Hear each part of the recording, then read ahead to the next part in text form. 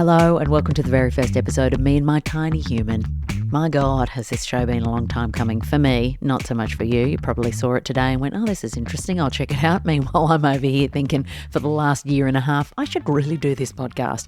But unfortunately, I had set everything up, gotten the design done and all that stuff, and then the plan was to put it together during mat leave. Can you pick the person who's never had a baby before? When I think back to that time, and I will dedicate a full episode to it because it really deserves some unpacking. I fell hard, not in a good way, not in the romantic kind of way, in a real oopsie daisy, my life has really tripped over itself kind of way, and was just not capable of even doing the most basic of things. I could keep my human alive, I could keep myself alive, just barely, and that was about all I could accomplish. So the idea that I thought that I would actually have the headspace to do that now really blows my mind, although I do feel like other people would be capable of it.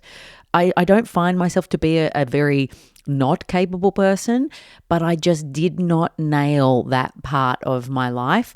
Not that I thought I was going to nail it, but I just really, really didn't nail it so badly that I just was questioning myself as a human, because I'm usually pretty good at getting things done. I do have to cut myself some slack though, because I was doing it solo, and that's what this show is all about.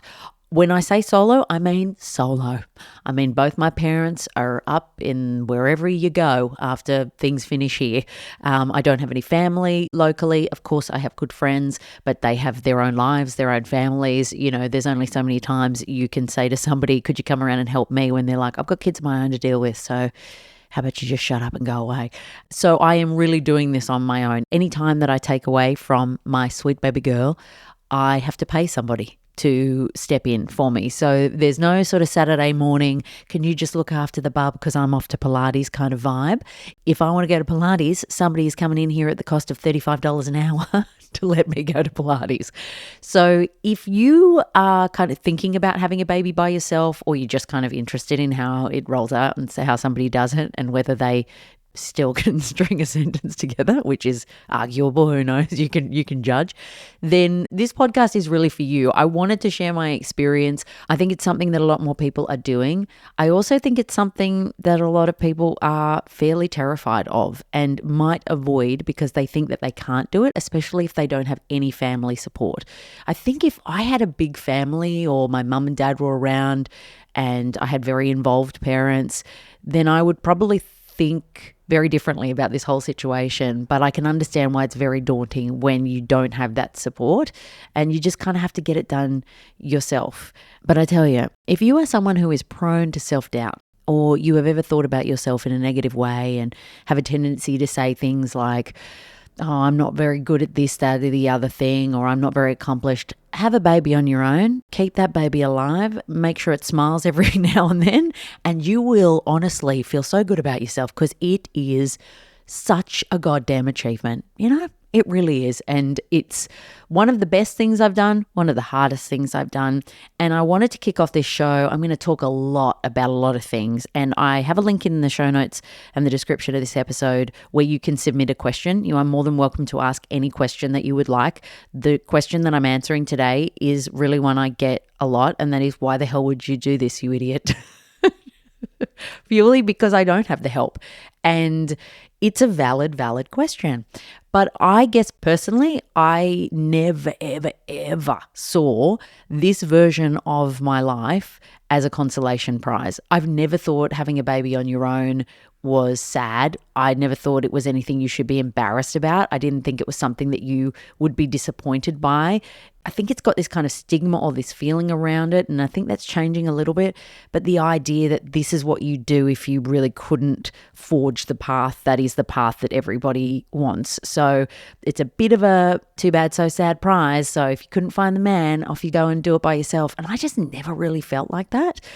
I actually, when I was previously in relationships and they were kind of moving towards that marriage, kids kind of chat, I was definitely on board with that. Don't get me wrong. If I had had somebody that I felt like, oh my gosh, you and I would just make a great baby and a great partnership and this is going to be an amazing relationship for the rest of my life, I would have gone into it with somebody else for sure. But I was always quite surprised when I was in those situations because I'd always sort of thought right in my heart that I would probably be a single mum. And I don't know whether that's something that you then will into existence or if you just know yourself so well that you're like, if this was the outcome for me, I think I would really enjoy it. And honestly, like I had a relationship wrap up and I was sort of late 30s and I knew that I wanted to have a kid. And I sort of knew that it was getting to that point where I sort of had to get serious about it because I was running out of time. I had frozen my eggs. I'd done it twice. I was like well and truly across my fertility. Like I'd been to all of the appointments and I knew everything and I'd sort of done everything I could to kind of contingency plan my way out of a situation. But I also knew, look, if I want to be serious about this, then I have to give it a try. And so when I was kind of approaching closer to that 40 mark, I just stopped dating entirely because I really did honestly not believe that I had enough time to meet somebody, develop a relationship with them that was strong enough for me to truly, truly believe that even if things went belly up, that my life would be good. I was very, very conscious, being the kid of divorced parents, that if a relationship doesn't work out, I knew that I would absolutely be the kind of partner that would never use the baby as a pawn, would never try and back and forth in a negative way for the child. I wouldn't try and, remove somebody from seeing their kid, but you just don't know how a relationship's going to play out and how somebody else is going to be. And the closer I got to that sort of 40-ish age, the more I was just like so protective of my independence, and I was really not wanting to get into a situation where I even had to navigate that stuff. It just felt so much simpler for me to go down the path of doing it solo. And as I got closer to the time and I started to give up on the idea of dating, and I don't mean that in a way of like, oh, I gave up on finding love. I literally was like, who can be bothered with this garbage? I mean, honest to God, anybody who has dated online, the idea of dedicating multiple nights of my week to sit down with somebody and work out if they're like, ugh. And I've never really been the type of person who has felt like a relationship is missing in my life. I'm all about a person. If I meet a person and I'm like, oh, I want more of you around me, that is what a relationship for me is. It's really not the idea of the relationship. So when I'm on my own, I don't ever feel like, where is he? Where is he? Why is my life like this? I wish he was around. I just really enjoy my life by myself. When I'm with somebody and I love them, it's amazing. But when I'm by myself too, it's amazing as well. So I've never really felt that way. And I just could not be bothered, like schlepping through the apps and trawling for somebody like, find me a baby daddy. Oh my God. No. Oh, it makes my skin crawl just thinking about it. So I just cut that entirely. People thought I was weird. People thought I was like, there was something a bit wrong with me, because when they'd say, are you dating? I'd be like, no. And they're like, but you're a 39-year-old woman who's single with no child. What is wrong with you? And it was, man, I felt like I was explaining myself constantly, and it was real boring at times, because apparently just saying, I just don't want to date is not enough. It is once you're divorced, and I always had this wish that I was a divorced person, because when you see divorced women and they've done the marriage thing and then they're like, I'm never going to date again. I've done it. He was an idiot. I'm not doing it again. And people are like, go sister. Yes, girlfriend, you own your life. But if you are single and you have that outlook, where's the parade for me? Nobody's saying, woohoo, go girlfriend, you're living your best life. Everybody's like, oh, that's a bit sad. You didn't find anyone. It's almost like if you've just ticked the marriage box, then you're okay to be like, I'm just fine on my own. But prior to that, nobody buys the argument. Nobody says, well, people are like, well, really, if you really think about it, are you really happy? And it's like, yes, I'm really happy. How is that such a weird thing to believe? So I cut the dating and I dedicated myself basically to just getting my mind right for the baby. And that did take some time. It took more time than I probably thought it was going to take, because I've always known in my belly, in my mind, in my gut that I wanted to be a mum. So I was really surprised as I was getting kind of older and older that I wasn't kind of feeling like now is the time. And I will do an episode specifically on the idea of being ready, because that is something a lot of people said to me when I would explain to them that I was not ready. And the number of times that people said, "You're never really ready." I don't believe that to be true, but I'll leave that for another episode. But as time kind of got closer and I was really focused on, let me get my head in the right space. Let me get my finances in the right space, because honestly, once that kid comes out, that's the sound of me making it rain. It's just like money comes into the wallet and it just flushes down the toilet. So you really have to be prepared for that as well. But yeah, just spent the time getting my mind ready, and I don't really know what I did to do that. I just kind of started putting the wheels in motion. I started to go and have meetings with fertility specialists. I started to reach out to donor websites, and I will go through in depth the process around choosing a donor, because I think that's something that's very overwhelming for people, and also something that a lot of people don't know much about. Like, I just thought there was just this one big sperm bank that everybody kind of tapped into and everything got delivered to that one big sperm bank, but that's not how it works. So I will do an episode entirely on that. But yeah, as I got kind of closer to the age that I ended up having Olivia, which was 42, I actually was so glad I was on my own. The closer that time got, the better it felt, the more excited I felt, the more free I felt. I could not believe that I was lucky enough to have gotten myself to a space where I was able to do this. It felt, and still feels today, like the most impressively powerful thing I've ever done in my life. And it will continue to feel that way. And since she's come along and I have kind of really sunk my teeth into this life, it is so the right choice for me. It was the right choice for me. It will always be the right choice for me. I could not be happier that I have done this way.